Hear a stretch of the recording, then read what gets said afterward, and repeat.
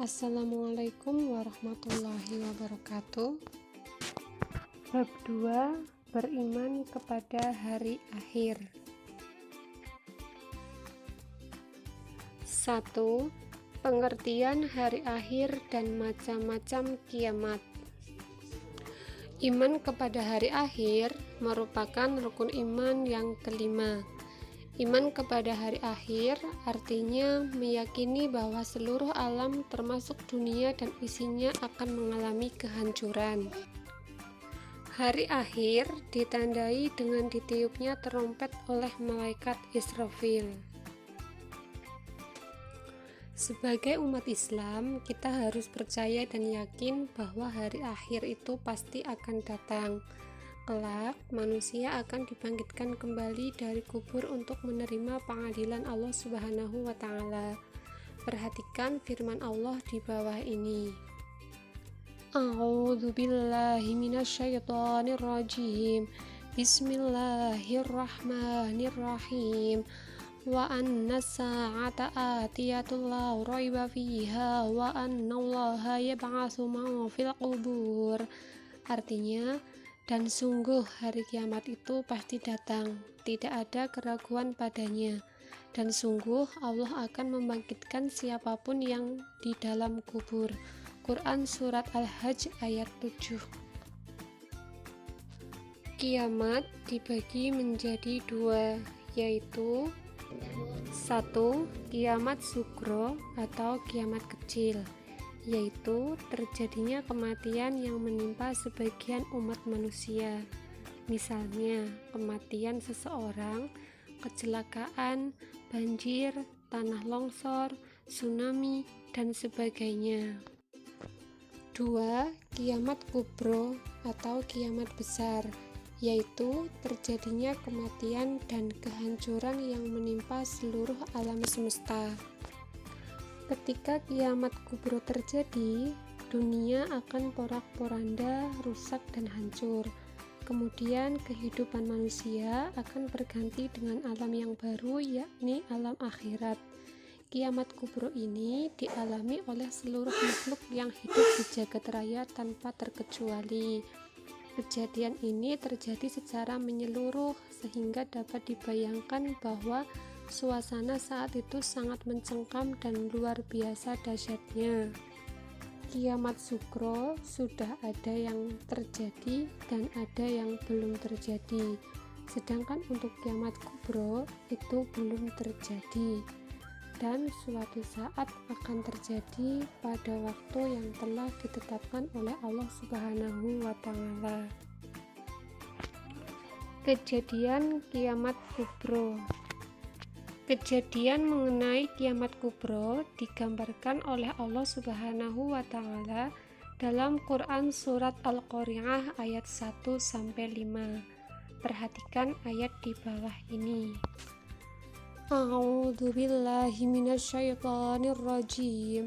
Bismillahirrahmanirrahim. Yauma yakunun nasu kal farashil mabsus wa takunul jibalu kal ghihnil manfush.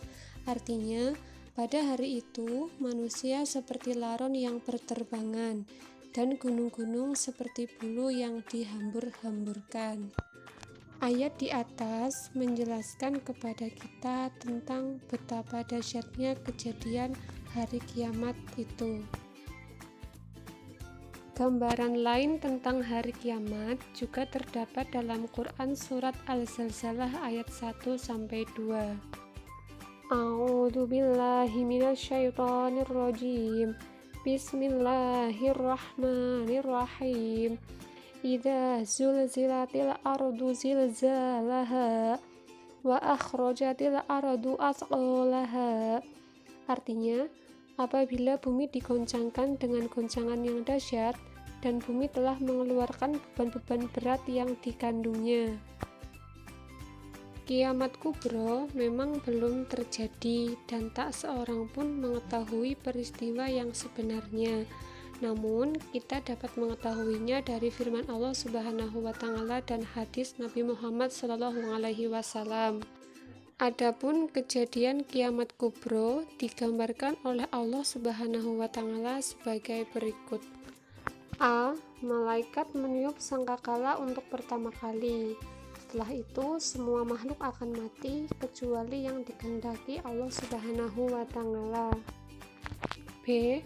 Langit menjadi terpecah belah, matahari digulung, bintang-bintang berjatuhan, lautan meluap dan menjadi panas, gunung-gunung seperti bulu yang berhamburan, manusia seperti aneh-aneh yang berterbangan. Demikianlah gambaran tentang kejadian kiamat kubro yang digambarkan oleh Allah Subhanahu wa taala. Semoga dapat menjadikan pelajaran bagi kita semua. Setelah peristiwa dahsyat itu terjadi, semua manusia akan mati dan mengalami proses kehidupan di alam akhirat sebagai berikut. 1. Yaitu alam barzah atau yaumul barzah. Alam barzah yang dikenal dengan nama lain yaitu alam kubur merupakan pintu gerbang menuju akhirat atau batas antara alam dunia dan alam akhirat. Di alam kubur, manusia akan bertemu, ditanyai dan diperiksa oleh malaikat Mungkar dan Nakir tentang segala amal perbuatannya ketika menjalani kehidupan di dunia. 2. Yaumul Ba'ats. Yaumul Ba'ats yaitu hari di mana Allah Subhanahu wa taala akan membangkitkan kembali seluruh manusia yang telah mati dari alam kubur. Kemudian manusia-manusia tersebut akan diarahkan menuju ke padang mahsyar. Yang ketiga yaitu Yaumul Hasyr atau Yaumul Mahsyar. Yaumul Hasyr atau Yaumul Mahsyar adalah hari dikumpulkannya seluruh manusia yang telah dibangkitkan dari kuburnya di sebuah padang yang sangat luas bernama Padang Mahsyar. Di Padang Mahsyar, keadaan manusia sangat susah. Tidak ada yang dapat menolong kecuali hanya pertolongan yang datangnya dari Allah Subhanahu wa taala bagi orang-orang yang dikehendakinya. Pada Yaumul Mahsyar pula, manusia akan menerima catatan amalnya selama hidup di dunia, baik amal yang buruk maupun amal yang baik. Selanjutnya, setelah semua manusia berkumpul di Padang Mahsyar, kemudian mereka menunggu pengadilan dari Allah Subhanahu wa taala. Padang Mahsyar digambarkan oleh Rasulullah Shallallahu alaihi wasallam sebagai tanah lapang berwarna putih bersih dan tidak ada tempat untuk berteduh maupun pepohonan. 4. Yaumul Mizan dan Yaumul Hisab.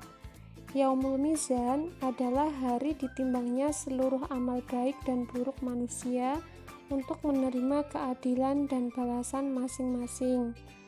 Kemudian Yaumul Hisab yaitu hari diperhitungkannya seluruh amal perbuatan manusia, baik amal yang baik maupun amal yang buruk. Pada hari itu, manusia akan menerima balasannya masing-masing berdasarkan keadilan dari Allah Subhanahu wa taala. 5. Yaitu surga dan neraka. Surga sebagai balasan bagi amal baik, kemudian neraka sebagai balasan terhadap amal yang buruk. Demikianlah penjelasan tentang materi bab 2 beriman kepada hari akhir. Silakan anak-anak pelajari kembali tentang paparan yang sudah Bu Guru sampaikan. Selanjutnya, silakan anak-anak untuk mengerjakan soal-soal di bawah ini. Cara mengerjakannya, cukup ditulis jawabannya saja di buku tulis, kemudian jawaban nanti dikirim lewat Google Classroom. Pastikan di lembar jawab ditulis hari dan tanggal, kemudian nama lengkap kalian. Hasil dari mengerjakan soal kali ini akan Bu Guru gunakan sebagai penilaian harian di KD 3.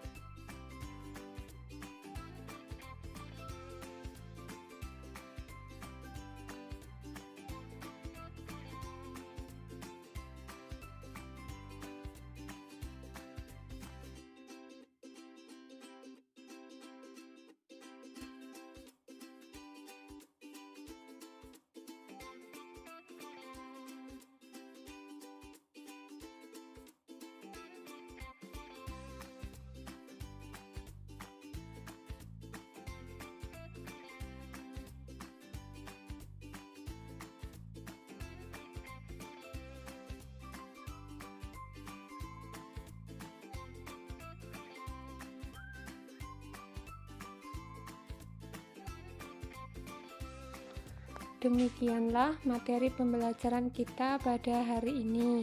Terima kasih atas perhatiannya. Wassalamualaikum warahmatullahi wabarakatuh.